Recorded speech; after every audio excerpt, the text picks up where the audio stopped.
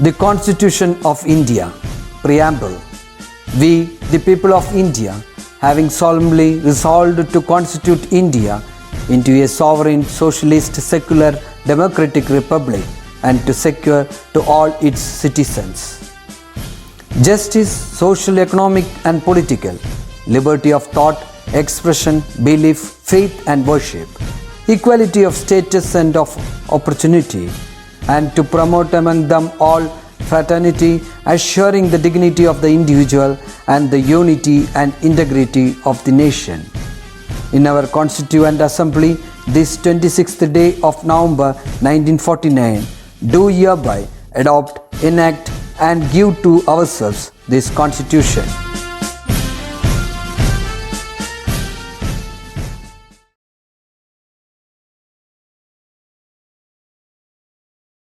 नमस्ते, कैसे हो सब लोग? सब गुस्से क्या? सबसे पहले कक्षा शुरू करने के पहले सभी समय ऐसे पूछते हैं कि आप लोग ये शुरुआत के भाग देख रहा है या ये छोड़कर जहाँ गृहकार्य दिया गया है वो केवल वही देख रहा है या पूरा से पूरा पाठ भाग देखते हैं? कई लोग तो पूरा पाठ भाग देखा होगा, कुछ लोग केवल गृहकार्य कहाँ है केवल वही देखकर वो मुझे भेज देता है, कुछ लोग भेज देता है, कुछ लोग वो भी नहीं करता है। ठीक है, जो भी हो, आज बहुत अच्छे दिन होने की संभावना करते हुए आज की कक्षा मैं शुरू कर रहा हूँ। ठीक है, अभी आपको बहुत ज़्यादा समय मिल रहा है घर पे बैठकर, तो किसी न किसी प्रकार वो हमारा पाठ भाग या हमारा सिलेबस के अलावा जो कुछ आपको पढ़ सकते हैं तो वो सब पढ़ना है, क्योंकि ये समय तो कभी तो जल्दी से जल्दी बीत जाएगा। हमें जो समय ऐसे मिला है वो ठीक तरह से इस्तेमाल करके हम तो आगे बढ़ना है। पूरा से पूरा दिक्कत कहकर या ये सब तो बहुत बुराई है, बुरा समय है, हमारा शाप है, ये सब कहते हुए रखा तो क्या होगा? केवल वो तो बहुत ज़्यादा बुरा बनेगा। ठीक है, इसलिए आप लोग ऐसा करना है, अभी जो समय ठीक तरह से आपको मिला है वो समय ठीक तरह से इस्तेमाल करके हम तो आगे बढ़ना है। ठीक है, तो पिछले कक्षा में हम लोग ज़मीन एक स्लेट का नामक पाठ भाग पढ़ा था। वो पाठ से आपको कई बात समझा होगा। हम जिस पर बहुत ज़्यादा अपना मन रखा है उसमें हमारा दिल तो पूरा से पूरा अड़का हुआ है। जब हमसे वो विदा कर रहा है, हमसे छूट जा रहा है, ज़रूर वो तो बहुत दुख की बात होता है। जिस प्रकार आप लोग हमारा विद्यालय से बाहर जाते हैं उस समय हमारा विद्यालय से आपको उतना अटूट संबंध है, तो ज़रूर उसमें से विदाई के समय बहुत दुख होगा। जिसको ऐसे दुख होता है, जहाँ प्यार होते हैं केवल वहाँ तो दुख होता है, क्योंकि प्यार की जहाँ भंगिमा होते हैं या प्यार पे जहाँ बाधा होते हैं केवल वहाँ पे दुख होता है, नहीं तो दुख नहीं होगा। तो प्रस्तुत पाठ भाग का लेखक के बारे में आज मैं सबसे पहले आपको बता दूंगा। आपको जानते हैं प्रस्तुत पाठ भाग एकांत श्रीवास्तव का है ना? तो एकांत श्रीवास्तव के बारे में सुनो। एकांत श्रीवास्तव हिंदी के जाने माने लेखक हैं। छत्तीसगढ़ के जुड़ा गांव में सन 1964 को उनका जन्म हुआ था। उनके 3 कविता संग्रह निकले हैं। मेरे दिन मेरे वश उसकी आत्मरचना है। वे केदार सम्मान से सम्मानित हैं। इसका व्याख्या करने की आवश्यकता नहीं है, ये तो आपको समझ सकते हैं। तो भी एकांत श्रीवास्तव हिंदी का जानमान लेखक हैं। ഹിന്ദി സാഹിത്യ ലോകത്തിലെ ഏറ്റവും അറിയപ്പെടുന്ന ഒരു ലേഖകനാണ് श्रीवास्तव, एकांत श्रीवास्तव। छत्तीसगढ़ के चुड़ा गांव में उनका जन्म हुआ था और वो सन 1964 पे 1964 पे उनका जन्म हुआ था। उनके 3 कविता संग्रह निकले हैं। वो तो कई कविता लिखा है, वो कविताओं को संकलित करके एक किताब के रूप में प्रस्तुत किया है, प्रकाशन किया है। ऐसे 3 कविता संग्रह वो प्रकाशन किया गया है और केदार सम्मान से वो सम्मानित है। केदार सम्मान माने सम्मान पुरस्कार, ठीक है, वो माने उनको ज्ञानपीठ पुरस्कार ऐसे ही गया, तो उसी प्रकार उनको केदारनाथ पुरस्कार से वो सम्मानित भी हैं। ठीक है, इसी प्रकार हमारे विद्यालय में भी या हमारे वो कक्षा में भी कई छात्र निबंध लिखने वाला, कहानी लिखने वाला, कविता लिखने वाला, ऐसा कई लोग हैं। तो ये सब तो कभी बाद में लेखक के रूप में तो मशहूर होते, तो कभी हमें ऐसे कह सकते हैं उनका कविता संग्रह, उनका कहानी संग्रह, उनका निबंध संग्रह इसमें मशहूर हैं। ठीक है, कुछ लोग तो सभी विधाओं में अपनी कलम की चमत्कार दिखाएंगे, कभी तो कविता में भी और कहानी में भी, कुछ लोग तो कविता और निबंध ये दोनों में अपनी कलम की चमत्कार दिखाएंगे। कुछ लोग तो बहुभाषी प्रतिभा होने की संभावना भी होते हैं। बहुभाषी प्रतिभा माने कभी तो वो मातृभाषा में भी लिखते हैं, हिंदी में भी लिखते हैं, संस्कृत में लिखते हैं, अंग्रेजी में लिखते हैं, ऐसे कई भाषाओं में अपनी कलम के चमत्कार दिखाने वाला जो है वो तो बहुभाषी प्रतिभा कहते हैं। बहुमुखी प्रतिभा माने कभी तो कभी विधाओं में प्रसिद्ध है तो ऐसे कहते हैं, लेकिन बहुभाषी प्रतिभा माने तो सभी भाषाओं में वो अपनी कलम के चमत्कार या कलम की जादू दिखाने वाला है, तो वो बहुभाषी प्रतिभा हमें कह सकते हैं। ठीक है, तो ईश्वर की कृपा से हमारे कक्षा से भी ऐसे कई बहुमुखी प्रतिभा, बहुभाषी प्रतिभा जन्म लेने की संभावना है, ज़रूर वो होगा। ठीक है, आपका प्रार्थना भी ऐसा लोगों को चाहिए, ईश्वर की कृपा ज़रूर ऐसा लोगों को होगा।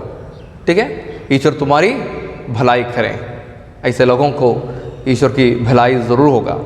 तो सबसे पहले मेरी गोच अपनी मिट्टी के प्रति लेखक और उनके पिताजी की गहरी आस्था को सूचित करने वाले वाक्य या वाक्यांश जानकर लिखे। पहला ऐसे होते हैं, प्रस्तुत आत्मकथा में ऐसे कहते हैं कि माने पाठ भाग में मिट्टी के प्रति लेखक को और उनके पिताजी को बहुत अधिक प्यार होते हैं, लगान होते हैं, है ना। वो वाक्य क्या क्या है वो सब आप तो जानकर लिखना है। इसमें उदाहरण के जैसे ऐसे दिया गया है कि जिस दिन जमीन की रजिस्ट्री होनी थी उसके एक दिन पहले पिताजी ने मुझे अपने साथ गेट चलने को कहा। एक तो माने पिताजी को जमीन से उतना प्यार है, इसलिए रजिस्ट्री के एक दिन पहले उसे लेकर गया है। तो इसी प्रकार और कोई वाक्य आपको मिल सकते हैं, जरूर मिलेंगे, तो वो आप तो जानकर लिखना है। ठीक है, तो और एक आज केवल बहुत छोटी बात मैं पढ़ाता हूं। ठीक है, अगला, मैं जमीन नहीं बेचता, बेचता हूं हृदय, अपनी छाती से काट कर जिस पर गिरकर छिले मेरे घुटने, उस धूल और इस रक्त का प्यार मैं बेचता हूं। प्रस्तुत पंक्तियों से आपको क्या समझता है? जमीन की तुलना हृदय से क्यों की गई है? भाटभाग की कविता के आधार पर अब तो उसका व्याख्या करना है, उसके साथ ही साथ वो कविता के लिए एक शीर्षक भी आप देना है। ठीक है, तो बाकी देखो, शादी की तैयारियां देखकर दीदी का मन संघर्ष से भरा, वो अपना संघर्ष डायरी में लिख रही हैं। वो डायरी लिखे, आपको जानते हैं दैनिकी का नमूना ये सब। तो यहाँ पे वो जमीन की रजिस्ट्री के समय या उसकी विदाई के समय हो रहा है, उसी समय वो बेटी की शादी के समय भी है। तो उस समय उनके मन में बहुत ज़्यादा संघर्ष से भरा हुआ है। वो संघर्ष उस दिन रात में वो अपनी दैनिकी में लिखा है। तो वो दैनिकी आप तो तैयार करना है। आपको जानते हैं दैनिकी में क्या क्या होना चाहिए? तारीख, समय, दिन, साल, महीना, अंतिम हस्ताक्षर, उसके अंदर 2 तथ्य हैं, वो सब माने उसका आशय, ये सब आपको जानते हैं। फिर भी इसमें दिया गया, आपकी किताब में भी ऐसे दिया गया है, उसके अंदर क्या क्या होना चाहिए ये सब दिया गया है, वो भी आप देखो। भाई और माता पिता का प्यार, परिवार से बिछुड़ने का दुख, परिवार वालों के लिए बोझ बनने की नियति, ससुराल के प्रति आशंका, माने शादी के बाद वो ससुराल के घर पे जाएंगी, इसलिए उनके मन में वो संघर्ष भी होती है, वहाँ पे क्या क्या होगा ये सब। वो आज के ज़माने में नहीं, बहुत पुराने ज़माने के बारे में एक कहानी है, इसलिए कुछ भिन्नता होते हैं, क्योंकि आज ये सब पूरा समझ कर ही जाते हैं, लेकिन उस पुराने ज़माने में ऐसा नहीं है, केवल शादी के बाद ही सबसे पहले वो घर पे जाते हैं, इसलिए इसमें ऐसे कहते हैं। मैं जो कहा आपको समझा होगा, है ना। ठीक है, और अगला है परिचर्चा चलाएं और आलेख तैयार करें या आलेख लिखें। देखो कितना मजे की बात है। अभी चर्चा करने के बारे में कहते हैं, आप सब तो अपना अपना घर पे हैं, हम कक्षा पे एक साथ हैं तो हमें ज़रूर चर्चा कर सकते हैं, लेकिन यहाँ पे कुछ दिक्कत है। परवाह नहीं, कभी अगला हफ्ता पे कभी तो हम तो गूगल मीट पे एक साथ मिलने की एक अवसर भी, एक समय भी हम तो तैयार कर रही हैं। कभी उस समय हमको माने उस दिन केवल हम तो कैजुअल टॉक माने बातचीत करेंगे और ज़्यादा नहीं है, लेकिन ऐसा चर्चा करना है तो आप लोग कहना है तो हम तो एक गूगल मीट तैयार करके हम तो एक साथ चर्चा करके जो जो मूल्य मिला है वो सब लिखकर हमें तैयार कर सकते हैं। ठीक है, तो आप लोग तैयार करना है। ठीक है, ठीक है। तो आज वो चर्चा के लिए हमें ऐसा दिया गया है, आज के ज़माने में शादी के नाम पर आडंबर और दुर्व्यय बढ़ते जा रहे हैं। यह केवल पारिवारिक ही नहीं बल्कि एक सामाजिक समस्या बन गई है। देखो, जब एक किताब प्रस्तुत किया है उस समय ऐसा कोरोना ये सब नहीं है, लेकिन आज कोरोना के समय में कुछ बदलाव हुआ है ना। तो आप लोग ऐसा करना है कि माने उसके पहले एक कोरोना के जो ज़माना है उसके पहले जिस प्रकार था और अभी जिस प्रकार चल रहा है आडंबर, तो ये सब चर्चा करके या खुद समझकर उसमें से आपको क्या क्या मूल्य मिला है वो एक आलेख या निबंध के जैसे आप तो तैयार करके मुझे भेज देना है। ठीक है, तो सब लोग आपस में चर्चा कर सकते हैं तो चर्चा करके, या चर्चा के बिना आप तो मुझे वो तो ज़रूर तो मुझे भेज देना है। मुझे समझना है आप क्या क्या समझा है वो कोरोना का ज़माना और कोरोना के पहले जो ज़माना है वो उस समय का व्यय किस प्रकार है, ये सब तो आप तो समझकर मुझे भेज देना है। ठीक है, तो अगला तो उसमें क्या क्या जुड़ना है वो भी इसमें कहा गया है। शादी प्रेम का बंधन, शादी के नाम पर बढ़ता अनावश्यक खर्च, समाज में अपने बड़पन दिखाने की बुरी आदत, बढ़ती दहेज प्रथा, अमीरों की नकल। इसके साथ ही साथ आप लोग आज तो कोरोना के समय सरकार की ओर से जो जो नियम खत्म रखा है उसके आधार पर आज किन किन प्रकार खर्च कमी कर रहा है, ऐसे खर्च कमी करके भी किस प्रकार ये सब चलते रहते हैं, ये सब जोड़कर लिखना है। ठीक है, तो अच्छा, बेटे के विदा होने में अभी 2-4 दिन था, मगर जमीन की विदाई आज ही और ही थी। पिताजी के सूखे आंसुओं को कौन देख सकता था? पिताजी के सूखे आंसुओं को कौन देख सकता था, कौन सुन सकता था उनके निशब्द विलाप को? यहां 2 विदाई हो रही हैं, बेटी की और जमीन की। दोनों विदाई पर पिता दुखी हैं। इसके आधार पर पिता और बच्चों के बीच के अनमोल रिश्ते पर एक टिप्पणी लिखे। आपके परिवार में भी माँ बाप आप लोगों से कितना प्यार कर रहा है, आपके लिए आप लोगों के लिए क्या क्या कर रहा है, माने पूरा सब पूरा वो तो आपके लिए अपना समय तो बिता रहा है ना, और आप जो चाहते हैं वो सब तो ज़रूर निभाते रहते हैं। तो वो लोग कितना आप लोगों से प्यार कर रहे हैं। ये तो जिस प्रकार कबीरदास कहा उसी प्रकार होगा, क्योंकि हमें तो लिख नहीं सकता है।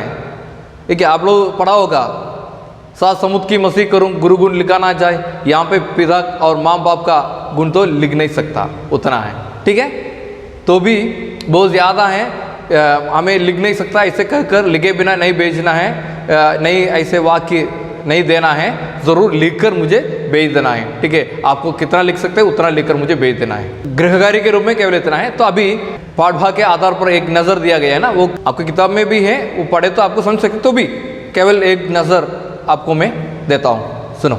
एकांश श्रीवास्तव ने अपने आत्मकथांश में जमीन बेचने को विवश पिता की पीड़ा को कविता का रूप दिया है। पिता के लिए वो जमीन सिर्फ एक जमीन नहीं थी, अपने हृदय का टुकड़ा था। रजिस्ट्री के कागजात पर हस्ताक्षर करते हुए पिता को मिट्टी की गीली सुगंध की याद आती है, चिली हुई गुड़ने पर धूल और रक्त के मेल की याद आता है। उसे गुद लगता है कि इस व्यापारी जगत में वो कटकर गिरे हुए पेड़ के समान मूल्यहीन बन गया है। पिता को लगता है कि वे बरसात में बरसकर रीतने वाले बादल की तरह नगण्य बन गए हैं और जमीन के नाम पर अपने सपनों से भरी दोनों आंख वो बेच रहे हैं। एकांश श्रीवास्तव ने एकांश श्रीवास्तव ने अपने आत्मकथांश में जमीन को माने जमीन बेचने की विवेश में जमीन बेचने को विवेश पिता की पीड़ा को कविता का रूप दिया है। फिर वो पिता के लिए वो जमीन सिर्फ एक जमीन नहीं है, वो अपने हृदय का एक टुकड़ा भी है।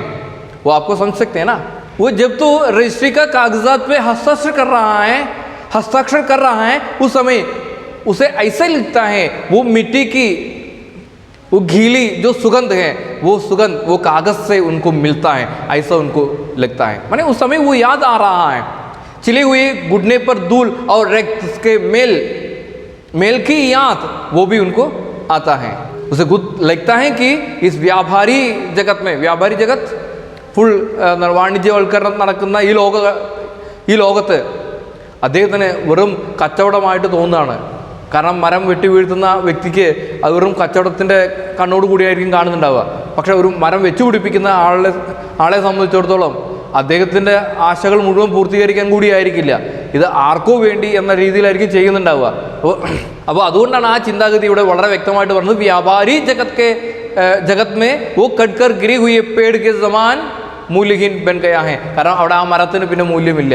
കാരണം ഒരു ബിസിനസ്സുകാരനെ സംബന്ധിച്ചിടത്തോളം വെട്ടി വീഴ്ത്തുന്ന മരത്തിന് മൂല്യമുണ്ട്. അതുപോലെയാണ് പിതാക്കോ ലഗ്താ ഹെ കി വേ ബർസാത് മേ ബർസ് കർ, മഴക്കാലത്ത് പെയ്യുന്ന മഴ പോലെ രീത്നെ വാലി ബാദൽ കി തര നഗണ്യ ബൻ ഗയാ ഹെ. കാരണം ഇപ്പോൾ മഴ പെയ്യുമെന്ന രീതിയിൽ പെയ്യാതെ പോകുന്ന കാർമേഘങ്ങളെ പോലെ അദ്ദേഹത്തിന് തോന്നുകയാണ്.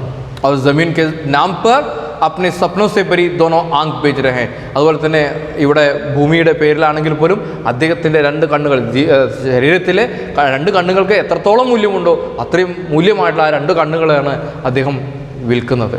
ठीक है, तो केवल बहुत छोटी बात है आज, तो भाड़वा केवल इतना है. तो कभी अगला हफ्ता में हम तो एक साथ गूगल मीट के ज़रिए मिलने की अवसर है, तो वो अवसर पे हम तो सीधा मिलेंगे और आपको या हम सबको एक साथ जो बातचीत करना है वो सब तो खुलकर मातृभाषा में भी बातचीत कर सकते हैं. हिंदी में चाहिए तो हिंदी में भी बातचीत कर सकते हैं.